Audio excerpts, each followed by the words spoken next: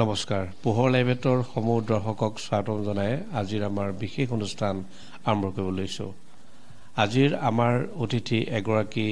সুলেখিকা তথা বিশিষ্টা সাহিত্যিক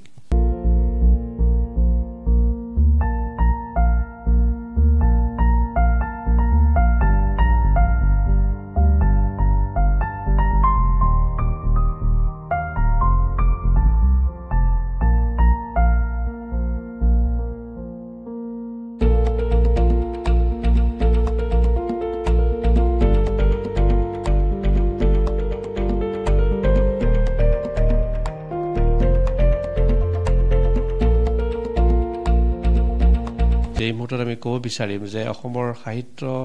সংস্কৃতিৰ ক্ষেত্ৰত যিসকল লেখিকাই হওক বা সাহিত্যিকে হওক যথেষ্ট অৱদান আগবঢ়াইছে তেখেতসকল আমাৰ বাবে সদায় নমস্য আৰু তেখেতসকলৰ অৱদানেই সাহিত্য জগতখন চহকী কৰি ৰাখিছে আৰু এই মুহূৰ্তত আমি যিগৰাকী সুলেখিকা তথা সাহিত্যিকৰ লগত কিছু সময় আমি কথা পাতিম তেখেতসকলৰ বিষয়ে যদি কওঁ যে তেখেতে নতুন প্ৰজন্মক আগবঢ়াই লৈ গৈ আছে এইটো নিতান্তই প্ৰশংসনীয় আৰু আদৰণীয় যি সময়ত তেখেতৰ যথেষ্ট বয়স হৈছে বয়সৰ পাছতো ইতিমধ্যে তেখেতৰ কলম কিন্তু থমকি ৰোৱা নাই বিভিন্ন সময়ত তেখেতৰ গ্ৰন্থ ইতিমধ্যে পঢ়ুৱৈ সমাজে লাভ কৰিছে আৰু এটাই খুব ভাল খবৰ যে তেখেতে নতুন প্ৰজন্মৰ লেখক লেখিকাসকলক আগবঢ়াই লৈ গৈ আছে কাৰণ প্ৰজন্মই প্ৰজন্মক নিশ্চিতভাৱে সাহিত্য জগতখনত আগবঢ়াই লৈ যাব লাগিব আজিৰ অতিথি আমাৰ সকলোৱে শ্ৰদ্ধাৰ নীলিমা শৰ্মা বাইদেউ বাইদেউ পুনৰবাৰ আপোনাক স্বাগতম জনাইছো নমস্কাৰ বাইদেউ আপোনাৰ স্বাস্থ্য কেনেকুৱা এতিয়া স্বাস্থ্যটো অকণমান বেয়া হ'ল মোৰ আজি 3 মাহ হ'ব হ'ল এতিয়া মোৰ বাওঁ ভৰিটো ভাগি তাত মানে বল এটাও খুৱাব লগা হ'ল সেইকাৰণে মই অলপ দিন অসুস্থ হৈ আছোঁ ইমান লিখা মেলা ভালকৈ কৰিব পৰা নাই তথাপিতো বিচনাতে যি পাৰোঁ লিখিছোঁ আৰু এনেকৈ আছোঁ এনেকৈ আগতে লিখা বস্তুখিনিহে ওলাই আছে আৰু এতিয়া কোনটো বিষয়ৰ ওপৰত আপুনি লিখিম বুলি ভাবিছে মই এতিয়া কি লিখিছোঁ জানেনে আত্মজীৱনী এখনহে লিখিছোঁ এতিয়া লিখিবলৈ আৰম্ভ কৰিছোঁ হৈছে 7-8টামান খণ্ড তাৰপৰা হয় কেনে নহয় এতিয়া ভগৱানেহে জানিব আৰু এতিয়া আৰু লিখি আছোঁ এই মোৰ ভৰি ভগাটো এতিয়া অকণমান বেছিকৈ ভৰি ভাগিলে যে বেছি দিগদাৰ হয় আগতে কেপ লৈছিলোঁ এতিয়া আকৌ লাখুটি এডাল ল'ব লগা হৈছে সেইকাৰণে অকণমান দিগদাৰ পাইছোঁ দিগদাৰ নোপোৱা নহয় আৰু য'তে ত'তে বহিব নোৱাৰোঁ শুবলৈও যেনেকৈ তেনেকৈ শুবও নোৱাৰোঁ সেইকাৰণে সেইবোৰ চাব লগা হৈছে অকণমান সেইকাৰণে কিছুমান কথাত দিগদাৰ নোহোৱা নহয় হয় বাইদেউ এতিয়ালৈকে আপোনাৰ কিমানখন গ্ৰন্থ আপুনি লিখি উলিয়াইছে মই এনেই হিচাপত 100খন মানে হ'ল চাগে কিন্তু মই এতিয়া যোৱা 2023ৰ আৰম্ভণিতে মই এখন উপন্যাস সমগ্ৰ ওলালে তাৰপিছত সেইখন কপি একেবাৰে শেষ হ'ল সেই কপিহে মোৰ হাতত আছে তাৰপিছত যোৱা বছৰ মানে মই শেষলৈ এতিয়া যোৱা বছৰ গল্প সমগ্ৰখন উলিয়াই পেলালোঁ সেই 2খন কিতাপ মোৰ ডাঙৰ কিতাপ উলিয়ালোঁ আৰু এনেই আগতে লিখা উপন্যাস গল্প কবিতা আৰু শিশু সাহিত্য সমগ্ৰ মোৰ আছে শিশু সাহিত্য সমগ্ৰ এখন উলিয়াইছিলোঁ ডাঙৰকৈ তাৰপিছত তেনেকৈ লিখা হ'ল কিন্তু অলপমান কিতাপ আৰু লিখাতকৈও ভাল কিতাপ যুগুতায়ো মই খুব ভাল পাওঁ আগতে গ্ৰন্থমেলাবোৰ যোৰহাটত খুব হয় নহয় মই প্ৰতিবাৰে ইমান কিতাপ কিনো কি ক'ব আপোনালোকে কিনি ভাল কিতাপখন কিনো আৰু পঢ়োঁ আৰু মই লোককো তেনেকৈ পঢ়িবলৈ দিওঁ লোকক দিও ভাল পাওঁ আৰু পঢ়িবলৈ কিতাপ খুজি আহিলে মই বৰ ভাল পাওঁ কিন্তু আজিকালি সেই পৰিৱেশ অকণমান কমিছে লিখিবলৈ মন নকৰা কেনে দেখিছে বাইদেউ বৰ্তমান সময়ৰ পৰিৱেশটো কেনেকুৱা দেখিছে এতিয়া আমাৰ নগৰতকৈ গাঁও অঞ্চলত ল'ৰা ছোৱালীবোৰে পঢ়িবলৈ লৈছে এতিয়া কাৰণে সেইদিনাখন এজন ল'ৰাক মই সেইকাৰণে কথা পাতিব সেইকাৰণে নগৰত মানে মই ভাবিছোঁ এতিয়া মোৰ কথা এইটো যেনেকৈ টিভিত মানুহ আকৃষ্ট হৈছিলে এতিয়া টিভি কমি মোবাইললৈ আহিলে এদিনটো মোবাইলেও মানুহ আমুৱাব তেতিয়া কিতাপেই পঢ়িব মানে সেইকাৰণে লিখা মানুহে লিখি যোৱাই ভাল মই লিখিবলৈ মোৰ মানে কি প্ৰায় লিখি থাকিলে মোৰ মনটো ভালে থাকে লিখি নাথাকিলে মোৰ গাটোও বেয়া লাগে মনটোও বেয়া লাগে আৰু বিভিন্ন দিশত দুৰাশাটো ভোগোঁ কেতিয়াবা সেইকাৰণে মই ভাবিছোঁ কলমটো আছে যদি পৰালৈকে লিখোঁ এনেকৈ ভাবি আছোঁ আৰু আচলতে বাইদেৱে খুব সুন্দৰভাৱে বাৰ্তা পঠাইছে যে কিতাপ পঢ়িব লাগে বা লিখিব লাগে শিক্ষাই পৰম অস্ত্ৰ বুলি ক'ব পাৰি আমি যে জ্ঞানৰ ভঁৰাল বুলি ক'ব শিক্ষাই পৰম অস্ত্ৰ বুলি ক'ব পাৰোঁ শিক্ষা ল'বলৈ হ'লে জ্ঞান লভিবলৈ হ'লে পঢ়িব লাগিব আৰু কিতাপ পঢ়িব লাগিব এই কথাটো বাইদেৱে কৈছে আৰু হিমন্ত বাইদেউ যিহেতু নতুন প্ৰজন্মৰ বহু লেখক লেখিকা ইতিমধ্যে আগবাঢ়ি আহিছে সাহিত্য জগতৰ বাবে যিহেতু আপুনি এগৰাকী জ্যেষ্ঠ সুলেখিকা আপুনি এই মুহূৰ্তত সেইসকলক কি ক'ব নতুন প্ৰজন্মত যিসকলে পঢ়া শুনা কৰিবলৈ আগ্ৰহী আৰু লিখা মেলা কৰিবলৈ আগ্ৰহ আছে নহয় ল'ৰা ছোৱালী কাগজে পত্ৰই লেখা দেখোঁ আলোচনী সকলতো লিখে তেওঁলোকে আৰু নিজৰ স্কুলৰো এখন আলোচনী থাকে নহয় আজিকালি সেইখনতো তেওঁলোকে লিখে তেনেকৈয়ে তাহাঁতি আগবাঢ়ি যাব পাৰে আচলতে লিখিবলৈ মন থাকিলে লিখি পেলালে সময়ো খৰচ নহয় পঢ়াৰ ক্ষতি নহয় সেইটোত কথা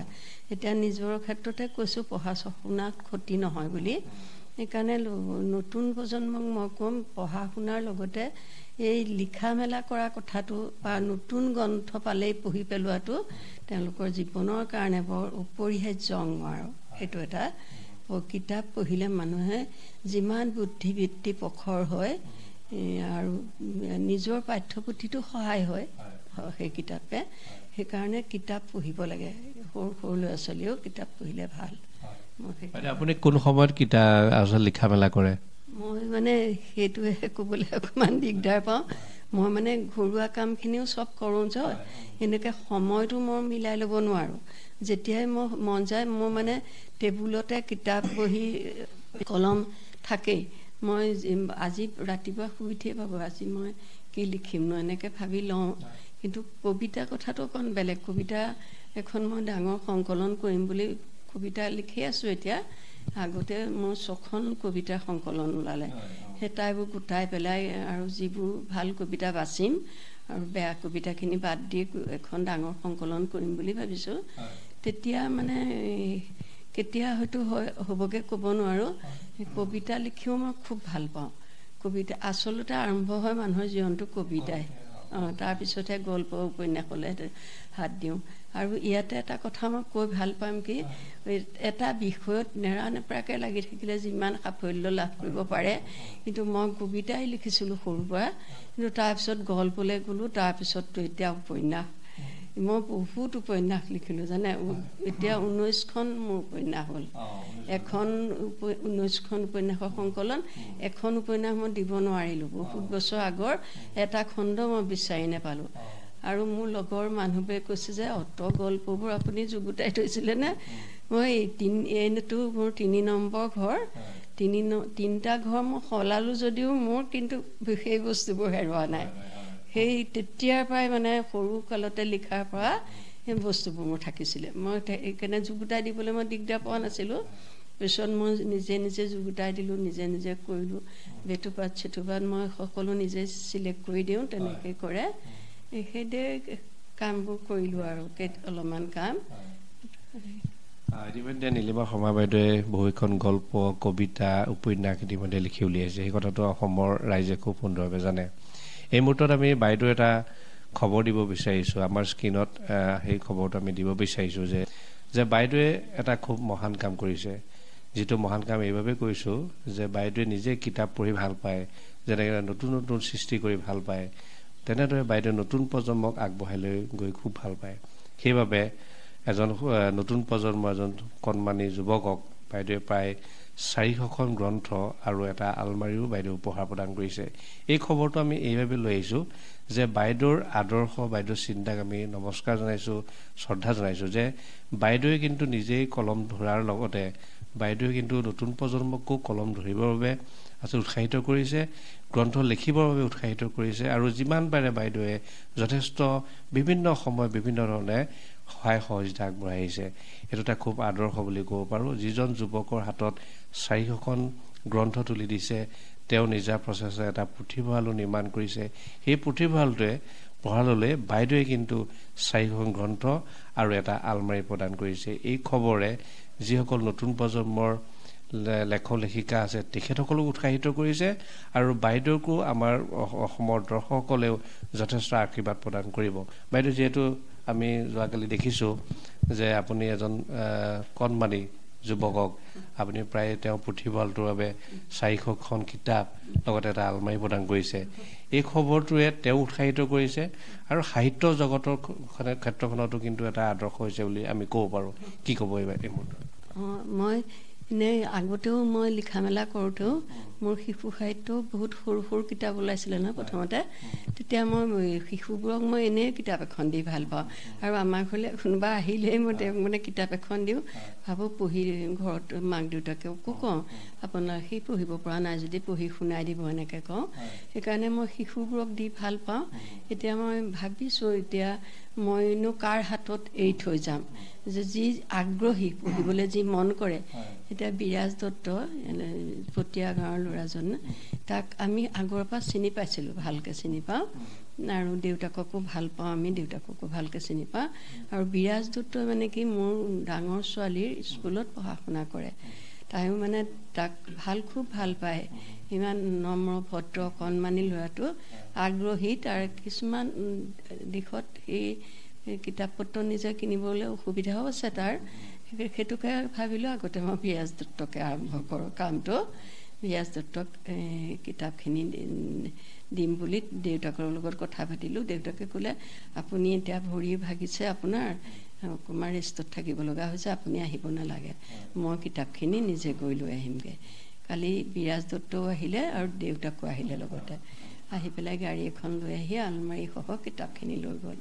মই কালিৰ পৰা মোৰ মনটো বেয়া লাগি থকা নাই, ইমান ভাল লাগি আছে। মই মানে উপযুক্ত ল'ৰাটোৰ হাততেই মই দিছোঁ, নতুন প্ৰজন্মই যাতে সেই তাক দেখিও উৎসাহিত হয়। আৰু মই কৈছোঁ তুমি লগৰ ল'ৰাক ক'বা মোৰ ঘৰত কিতাপ আছে, তুমি নি পঢ়িব পাৰিবা, আকৌ ঘূৰাই দিবা, তেনেকৈ ক'বা। মই তাকো কৈ পঠিয়াইছোঁ। সেইকাৰণে মোৰ কালিৰ পৰা মনটো মোৰ ভাল লাগি আছে, বেয়া লাগি থকা নাই দি পেলাই। বাইদেউ যথেষ্ট আনন্দিত হৈছোঁ আমি আৰু যথেষ্ট আমি উৎসাহিত হৈছোঁ যে বাইদেউৰ যি ইমানটা দশক জুৰি সাহিত্য ক্ষেত্ৰৰ অৱদান, সেই অৱদানৰ ফলশ্ৰুতিতে যিসমূহ গ্ৰন্থ বাইদেৱে লিখি উলিয়াইছে বা বাইদেৱে যিসমূহ গ্ৰন্থ সংৰক্ষণ কৰি ৰাখিছিল, সেই গ্ৰন্থসমূহ বহু আশাৰে নতুন প্ৰজন্মৰ হাতত তুলি দিছে। কাৰণ বাইদেৱে ভাবিছে যে এইসমূহ গ্ৰন্থ যদি নতুন প্ৰজন্মই পঢ়িব পাৰে, নিশ্চিতভাৱে অসমীয়া ভাষা সংস্কৃতি চহকী কৰিব। ধন্যবাদ জ্ঞাপন কৰিছোঁ, আপোনাৰ সুস্বাস্থ্য কামনা কৰিছোঁ আৰু আশা ৰাখিছোঁ ভগৱানে আপোনাক সুস্বাস্থ্য কৰি ৰাখক আৰু অসমৰ সাহিত্য ক্ষেত্ৰখনৰ বাবে আপুনি এনেদৰে কাম কৰি যাওক। আপুনি কৈছে যে আপুনি কলম ইতিমধ্যে পুনৰবাৰ ধৰিছে, এই আৰু নতুন নতুন গ্ৰন্থ প্ৰকাশ পাওক। বাইদেউ পুনৰবাৰ আপোনাক আন্তৰিক অভিনন্দন জনাইছোঁ। মই আপোনালোক আজি অকস্মাতে আমাৰ ঘৰলৈ আহিলে, মই আপোনালোকক লগ পাই খুব সুখী হ'লোঁ। যিহেতুকে আপুনি আচৰিত হ'ব, মই মানুহ আহিলে খুব ভাল পাওঁ। সেইকাৰণে মোৰ ভৰি ভগা খবৰ ল'বলৈও অজস্ৰ মানুহ আমাৰ ঘৰলৈ আহিলে মই সকলো মানুহকে যেনে তেনে শুশ্ৰূষা কৰি পঠিয়াওঁ। এতিয়া মই অকলে আছোঁ। আগতে কিন্তু এগৰাকী মানুহ মই ৰাখি লৈছিলোঁ 2 মাহৰ কাৰণে। এমাহ মানে অপাৰেশ্যনৰ পিছত মই উঠিব পৰা নাছিলোঁ বিচনাৰ পৰা। তাৰপিছত তেনেকুৱা অৱস্থাত ৰাখিছিলোঁ। এতিয়া পিছে মই পাৰিছোঁ, ভাল হৈছে। মই সেইকাৰণে NGO ছোৱালীগৰাকী পঠিয়ালোঁ। এতিয়া মই এই আজি 15 দিন মই অকলে আছোঁ, অকলে পাৰিছোঁ কৰিব। এতিয়া ভাবোঁ কেতিয়াবা লিখিম বুলি, কেতিয়াবা পাৰিছোঁ। আজি ৰাতিপুৱা মই কবিতা এটা লিখিলোঁ, কেতিয়াবা পাৰোঁ, কেতিয়াবা আৰু বিহু সংখ্যাৰ কাৰণে এইবাৰ পূজা সংখ্যা হ'ব নহয়, তাৰ কাৰণেও গল্প এটা আৰম্ভ কৰিছোঁ। মই মানে গল্পটো কিছুমান মানুহে কয় গল্প এটা লিখি সামৰি নেপেলালে পিছত শেষ কৰিব নোৱাৰে। মই কিন্তু আৰম্ভ কৰি থ'লে মই পিছত ভালহে হয় গল্পটো। মোক শেষ হৈ নাযায় কিন্তু কবিতাৰ কথাটো অকণ বেলেগ কবিতাটো একে পঢ়াতে লিখিব লাগে আৰু কবিতা এটা সুৰ এটা অন্তৰত বাজিব লাগিব মোৰ ক্ষেত্ৰত মানে আৰু সকলোৰে হয়তো বেলেগো হ'ব পাৰে সেই সুৰটোৱে মোৰ মানে কবিতাৰ শব্দ এটাৰ সৃষ্টি হয় সেই শব্দ এটা পালেই মোৰ কবিতা এটা হৈ যায় আজি যে মোৰ মালে মনত পৰিলে মাক লৈ মই এটা মাক লৈ মই বহুত কবিতা লিখিছোঁ মাক লৈ আকৌ আজি কবিতা লিখিলোঁ মায়ে মানে এতিয়া কবিতাটো হাতত নাই নহয় এতিয়া ভিতৰত থাকিলে দেই কেতিয়াবা আকৌ লগ পালে কবিতাটো গাম আৰু মোৰ মা প্ৰেমলতা বুলি এটা বৰ ভাল কবিতা আছে মাৰ নাম প্ৰেমলতা মাক লৈ লিখা আমাৰ মা খুব ত্যাগী মানুহ আছিলে সেই মাক লৈ লিখা কবিতাটো বহুত ঠাইত আবৃত্তি কৰিছে আৰু মই সেইটো শুনিলে মোৰ ইমান ভাল লাগে কিন্তু সেই কবিতাটো মই এতিয়া গাই দিব নোৱাৰোঁ আপোনাক কেলৈ গাই দিব মই থকাথকি হৈ আহোঁ সেই কবিতাটো গালে আৰু মাৰ গোটেই দৃশ্যটো মোৰ মনলৈ আহি যায় আমাক মানে মাহঁতে ইমান কষ্টৰে ডাঙৰ কৰিছিলে যিহেতুকে দেউতা প্ৰবীণ মুক্তিযোদ্ধা আছিলে চাকৰি বাকৰি দেউতাৰ একো নাছিলে একদম দেউতা দেশখনৰ কাৰণে ওলাই যায় ঘৰত একো নাথাকিলেও দেউতাই প্ৰতিবাদ নকৰে আৰু মায়ে কেতিয়াও প্ৰতিবাদ নকৰিছিলে দেউতাক আজি খাবলৈ নাই মানুহজন ক'লৈ গ'ল বুলি নকয় দেউতাই তেনেকুৱা মানুহৰ ঘৰৰে ছোৱালী মই তাৰপৰা এতিয়া সেই শিক্ষাই আমি পুষ্ট হ'লোঁ বুলি ভাবোঁ মানে সেইকাৰণে মানে মই কলমটো হাতত লৈয়ে সুখী এতিয়া বহুত ধন্যবাদ জনাইছোঁ ভালে থাকক আৰু আপোনাৰ কলমত নতুন সৃষ্টি হওক অসমৰ সাহিত্য জগতৰ বাবে আপুনি এনেদৰে অৱদান আগবঢ়াই যাওক বাইদেউ বহুত বহুত ধন্যবাদ জনাইছোঁ বহুত আপোনালোককো বহুত ধন্যবাদ আজি আমাৰ ঘৰত ভৰি দি আমাকো কৃতাৰ্থ কৰিলে আপোনালোকলৈ অশেষ ধন্যবাদ জ্ঞাপন কৰিলোঁ প্ৰিয় দৰ্শক হৈছে এয়া বিশিষ্টা সাহিত্যিক সুলেখিকা নীলিমা শৰ্মা বাইদেউ নীলিমা শৰ্মা বাইদেউ কেনে আছে নীলিমা শৰ্মা বাইদেউৰ আমি খবৰ ল'লোহি আৰু এই খবৰৰ যোগেদি আমি সমগ্ৰ অসমবাসী এটাই বাৰ্তা লৈ গৈছোঁ যে বাইদেউৰ যি চিন্তা সেই চিন্তাকো আমি অসমৰ দৰ্শকৰ মাজত লৈ যাব বিচাৰিলোঁ যে বাইদেৱে এতিয়াও ৭০টা বসন্ত পাৰ হৈ যোৱাৰ পাছতো বাইদেউৰ কলম থমকি ৰোৱা নাই বাইদেউৰ চিন্তাও কিন্তু উজ্জীৱিত হৈ গৈ আছে নতুন প্ৰজন্মৰ শিশু লেখক লেখিকাসকলক প্ৰতি মুহূৰ্ততে আগবঢ়াই লৈ গৈ আছে যেতিয়াই তেখেতৰ গৃহলৈ আহে এখন কিতাপ প্ৰদান কৰে যেতিয়াই বিভিন্ন অনুষ্ঠানলৈ যায় তেখেতে গ্ৰন্থ প্ৰদান কৰে আৰু নতুন প্ৰজন্মৰ শিশুসকলক আগবঢ়াই লৈ গৈ আছে এনেধৰণৰ এগৰাকী বিশিষ্টা লেখিকাক আমি পুনৰবাৰ পোহৰাই বাটৰ যোগেদি অসমবাসীৰ মাজলৈ এইবাবে লৈ আহিলোঁ যে আমি এটা ক'ব বিচাৰোঁ যে অসমৰ সাহিত্য জগতলৈ নীলিমা শৰ্মা বাইদেউৰ যথেষ্ট অৱদান আছে সেইবাবে আমি পুনৰবাৰ কৈছোঁ আহিব এপাক নীলিমা শৰ্মা বাইদেউৰ গৃহলৈ বাইদেউ এতিয়া কেনেধৰণে আছে কেনেদৰে তেখেতে কাৰ্য কৰিছে বা তেখেতে কেনেদৰে সাহিত্য জগতখনত আগবঢ়াই নিব বিচাৰিছে আপোনালোকে এবাৰ হ'লেও খবৰ ল'বহি সেইবাবে পুনৰবাৰ সকলোকে ধন্যবাদ জনাই আজিৰ এই বিশেষ অনুষ্ঠানটো ইমানতে সামৰণি মাৰিছোঁ আপোনালোকে চাই থাকিব আপোনাৰ একমাত্ৰ প্ৰিয় চেনেল পোহৰ লাইভে ধন্যবাদ অসমৰ আগশাৰীৰ ভ্ৰাম্যমান নাট্যগোষ্ঠী সূৰ্যোদয় থিয়েটাৰ সাজু হৈছে ২০২৪ আৰু ২৫ বৰ্ষৰ বাবে অসমৰ ভ্ৰাম্যমান জগতৰ অন্যতম চেনেকী নাট্যগোষ্ঠী সূৰ্যোদয় থিয়েটাৰ এইবাৰ উদ্যমেৰে ৰাইজৰ সন্মুখলৈ আহিব সূৰ্যোদয় থিয়েটাৰ ২০২৪-২৫ বৰ্ষৰ মঞ্চ কপাবলৈ সাজু হৈছে বিশিষ্ট নাট্যকাৰ তথা পৰিচালক তপন পাঠকৰ তপস্বিনী নাট্যকাৰ তথা পৰিচালক ক্ষিতীশ বৰাৰ গংগা নাট্যকাৰ আৰু পৰিচালক প্ৰদীপ শৰ্মাৰ দেউলগা পাণ্ডুলিপি লগতে সূৰ্যোদয় থিয়েটাৰত এবাৰ দেখা পাব জনপ্ৰিয় অভিনেতা বিপুল ৰাভাক ইতিমধ্যে জানিব পৰা মতে সূৰ্যোদয় থিয়েটাৰত অভিনয় কৰিবলৈ চুক্তিবদ্ধ হৈছে জনপ্ৰিয় অভিনেতাজন এই বৰ্ষত সূৰ্যোদয় থিয়েটাৰত দেখা পাব ভ্ৰাম্যমান জগতৰ বলিষ্ঠ অভিনেতা জিতু গগৈ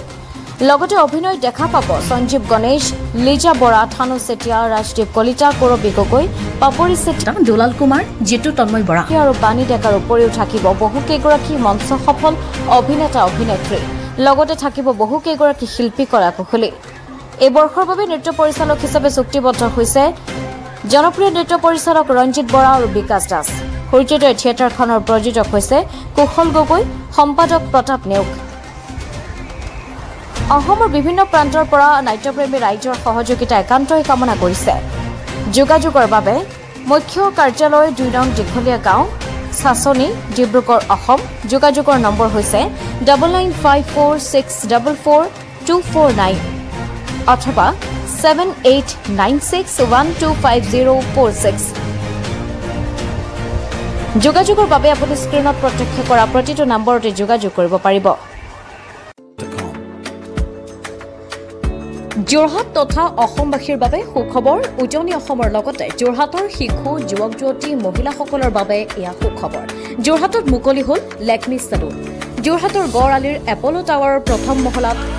মুকলি ভাৰতবৰ্ষৰ অন্যতম জনপ্ৰিয় salon Lakme salon Lakme salon মানে ভাৰতবাসীৰ নিৰ্ভৰযোগ্য প্ৰতিষ্ঠান লেকমি চেলুনখনত আপুনি পাব বিভিন্ন ধৰণৰ সুবিধা য'ত অত্যাধুনিক যন্ত্ৰৰে আপোনাক সজোৱা হ'ব ইয়াত বিভিন্ন bridal package makeup artist skin care hairdresser সুবিধা উপলব্ধ হ'ব য'ত থাকিব ৰেহাই মূল্য bensound.com